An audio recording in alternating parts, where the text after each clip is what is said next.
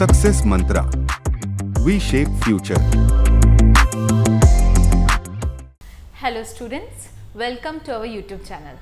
तो बहुत सारे स्टूडेंट्स के मन में ये ख्याल आता है और बार बार वो हमसे सवाल करते हैं कि अगर अब जो क्लैट का पैटर्न है वो एक पैसेज बेस्ड पेपर के फॉर्म में हमें मिल रहा है, तो उसे टैकल कैसे किया जाए, रीडिंग कॉम्प्रहेंशन को हम क्रैक कैसे करें। तो उसी के रिगार्डिंग ये वीडियो आज का होने वाला है। In this video I am going to give you certain tips and tricks to tackle the reading comprehension. Now firstly we need to understand कि रीडिंग कॉम्प्रहेंशन होता क्या है। तो देखिए, रीडिंग कॉम्प्रहेंशन ना बेटा एक पैसेज होता है जो कि पब्लिश्ड मटेरियल से लिया जाता है, B it be newspaper, journals और एनीथिंग। तो ये जो रीडिंग कॉम्प्रहेंशन के लिए हमें पैसेजेस मिलते हैं ये इन एरियाज से आते हैं। फॉर एग्जाम्पल हमारे पास जैसे एक एरिया है कि social studies and humanities, yes, English में आपको यहाँ से मिल सकते हैं। Socio economical and political writing, GK में आपका, या फिर जीए में, या कभी कभी लीगल में भी यहाँ से आपको पैसेज आ सकते हैं। साइंसेस के ऊपर से पैसेज आ सकता है आपको। अदर प्रोस राइटिंग, इंग्लिश में यहाँ से पैसेज आ सकता है। अदरवाइज आपको लीगल डेवलपमेंट जो कि अभी चल रहा है, रीसेंट न्यूज़, इसलिए आपको कहा जाता है कि न्यूज़पेपर पढ़िए, वहाँ से आपको पैसेज आ सकता है। और पॉलिटी रिलेटेड न्यूज़, राइट। अब आगे देखते हैं कि ये जो रीडिंग कॉम्प्रहेंशन है इसे एग्जाम में देने का सेंस क्या है, राइट। सो बच्चे, ये जो रीडिंग कॉम्प्रहेंशन है ये दो चीज़ों से मिलकर बना है। एक है रीडिंग, जिसका मतलब है पढ़ना। जो आपका पेपर आता है क्लैट का, अगर मैं आपसे कहूँ कि 10 दिन में से सॉल्व करिए तो आप लोग सभी 100 से 120 के बीच में ही स्कोर करेंगे, अच्छे मार्क्स से आप लोग स्कोर करेंगे। बट बेसिकली बेटा it is your race against the time as well as the accuracy, right. So जब हम बोलते हैं ना कि हमें रीडिंग करना है, तो क्लैट के एग्जाम में एक बात याद रखिएगा कि आपको टाइम बाउंड मैनर में उस पेपर को रीड करना है। ये भी इनफ नहीं है, साथ ही साथ आपको करना है कॉम्प्रहेंड। कॉम्प्रहेंड करने का मतलब है अंडरस्टैंड करना। क्या अंडरस्टैंड करना? The information which is given in the passage itself, right.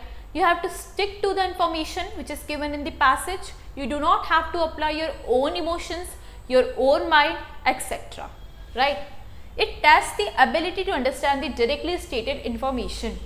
अगर किसी पैसेज में लिखा है कि मर्डर की पनिशमेंट सेक्शन 302 में है, तो it is a fact, it is a factual information which is given in the passage itself. कभी कभी होता है कि आपको इन्फर करना होता है, जो लिखा होता है उससे जोड़ के सर्टेन इन्फॉर्मेशन आपको इन्फर करनी होती है, राइट। तो उसके रिगार्डिंग भी आपको पैसेज आते हैं, जैसे कि कभी डायरेक्ट आ जाता है, कभी आपको इन्फर करने के लिए आता है। जैसे कि यहाँ पे लिखा है ना, ड्रॉ द इन्फ्रेंसेस और the conclusion. It tests the ability to understand the implication, something which is directly stated in the passage or sometimes the conclusion. कभी कभी आपको exactly पूछा जाता है कि इस पैसेज में किस बारे में बात हो रही थी, what was the motive of the author to write that particular passage. Now ये साथ ही साथ आपकी एबिलिटी को भी आइडेंटिफाई करता है कि ऑथर का पर्पस क्या था, evaluate the author's style, analyse the author's arguments. Okay, यह आपकी एबिलिटी को भी रिकॉग्नाइज करता है कि क्या आपने ऑथर का मेन आइडिया पता कर पाए, किस बारे में उन्होंने पैसेज लिखा था। समटाइम्स जो पूरा पैसेज है, या आप नॉवल भी पढ़ते हैं, तो वो एक मेन आइडिया के अराउंड ही रिवॉल्व होती है। ओके, तो उसको आपको समझना है। Also it taste the readers is vocabulary, vocabulary को आपके टेस्ट किया जाएगा, antonyms, synonym, substitutions etcetera, right. Now moving ahead, हम देखते हैं कि ये जो पैसेज है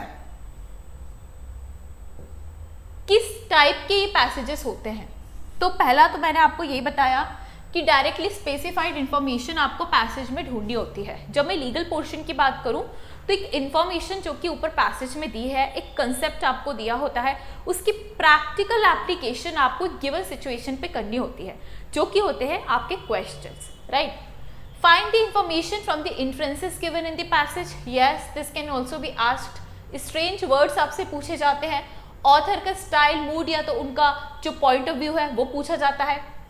Application of your legal knowledge to the given practical situation. This is very important. कौन सा लीगल नॉलेज? जो कि पैसेज में ही दिया हुआ है, आपको अपना इसमें इमोशंस और माइंड अप्लाई नहीं करना है, राइट? नो इमोशंस, जो यहाँ पे पैसेज में लिखा है उस पर स्टिक करना है। अगर पैसेज में लिखा है कि जो चूहा है वो इस दुनिया का सबसे बड़ा जीव है, सबसे biggest animal on this planet, so you have to stick to that particular passage, right? You do not have to apply your own emotions or the knowledge which you already have. Moving ahead, अब यहाँ पे सवाल ये उठता है कि हम इन passages को टैकल कैसे करेंगे मैम? तो वही मैं आपको बताती हूँ, ज़्यादा यहाँ पे आपको टेंशन लेने की ज़रूरत नहीं है। सबसे पहले तो आपको क्या करना है, you have to glance through the passage quickly. Yes, sometimes what happens कि कुछ लोग ना क्वेश्चंस पहले पढ़ते हैं और पैसेज बाद में पढ़ते हैं, बट कहीं कहीं सर्कमस्टांसेस में चीज़ काम आ जाती है। लीगल में ये काम नहीं आएगी। लीगल में आपको पहले पैसेज पढ़ना पड़ेगा, फिर आपको जो क्वेश्चंस है उसको अटेम्प्ट करना पड़ेगा।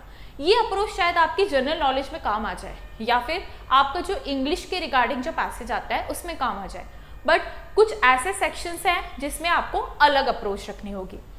अंडरलाइन द कीवर्ड्स, और in the case it is an online test, focus on the keywords. Keywords की जब मैं बात करती हूँ तो लॉ में आपको इस पर खास ध्यान रखना है। लॉ में certain keywords are there. For example, अगर किसी पैसेज में रॉन्गफुल रिस्ट्रेंट की बात हो रही है तो वो आपके लिए कीवर्ड है। वहीं पे अगर किसी पैसेज में रैश एंड नेग्लिजेंट ड्राइविंग की बात हो रही है तो वो आपके लिए कीवर्ड है। You have to actually pay attention to the keyword, right? Then break up the reading into smaller sections. आपने अपनी आई का इस तरीके से मूवमेंट करिए कि आप एक सेंटेंस को एक बार में पढ़ें। ऐसे करने पे जो कॉम्प्रहेंशन है, which is the understanding of the passage, वो डेवलप होती है। कॉम्प्रहेंशन ही तो करना है आपको, अंडरस्टैंड ही तो करना है सारी चीज़ों को, right?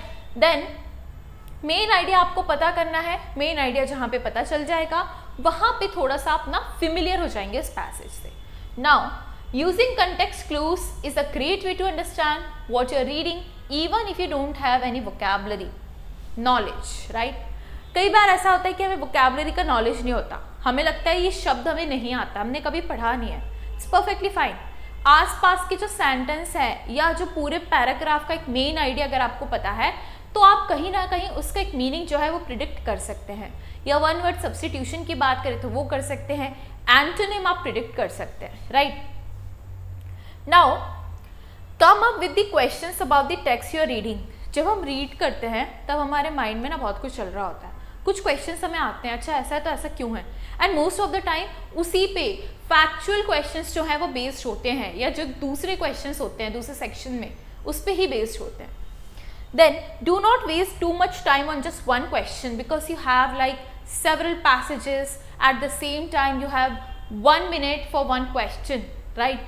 So you do not have to waste too much time on a particular question जो कि आपको लग रहा है कि तो मुझसे बन ही नहीं रहा। It's perfectly fine because negative marking भी है आपकी, right? Now do not waste too much time thinking about the meaning of the word you don't know. English में आप याद रखिएगा, बहुत ज़्यादा सोचने की ज़रूरत नहीं, हमारे सबकॉन्शियस माइंड में स्टोर्ड होता है। आता है तो ठीक है, नहीं आता है तो नहीं आता है, right? Read newspaper daily to improve your reading speed. I can not emphasise this enough that you have to read the newspaper. There is no substitute of the newspaper, right? You can even read the newspaper several times a day if you're not able to comprehend in just one reading, because ultimately आपको एक passage दिया होता है। It is not like the unseen passage जो कि हम school में करते आते हैं। ये रीडिंग कॉम्प्रहेंशन है, रीड करके कॉम्प्रहेंड करना है। दैट मीन्स रीड करके आपको समझना है बच्चे, इसीलिए न्यूज़पेपर हर रोज़ हम पढ़ेंगे। Need not have to solve all the questions, either you can solve it और you can not, right? It's perfectly fine. You don't have to solve each and every question. जहाँ लग रहा है बिल्कुल ही नहीं बन रहा, छोड़ दो बेटा, आपके पास दूसरी चीज़ों के लिए टाइम बच जाएगा। Then expand your vocabulary. Vocabulary को एक्सपैंड करना एक प्रोसीजर है, ये ओवरनाइट नहीं आता है। ओवरनाइट आपको किसी ज्ञान की प्राप्ति नहीं हो जाएगी कि दूसरे दिन से आप वोकैबुलरी के मास्टर बन जाओगे। Then search for the positive and the negative words to determine the tone of the passage. इससे क्या होगा, जब टोन पता चलेगी तो आपको पूरे पैसेज का एक आइडिया हो जाएगा। ओके, सो ये थे हमारे कुछ tips and tricks. For more stay tuned with our channel. Thank you everyone.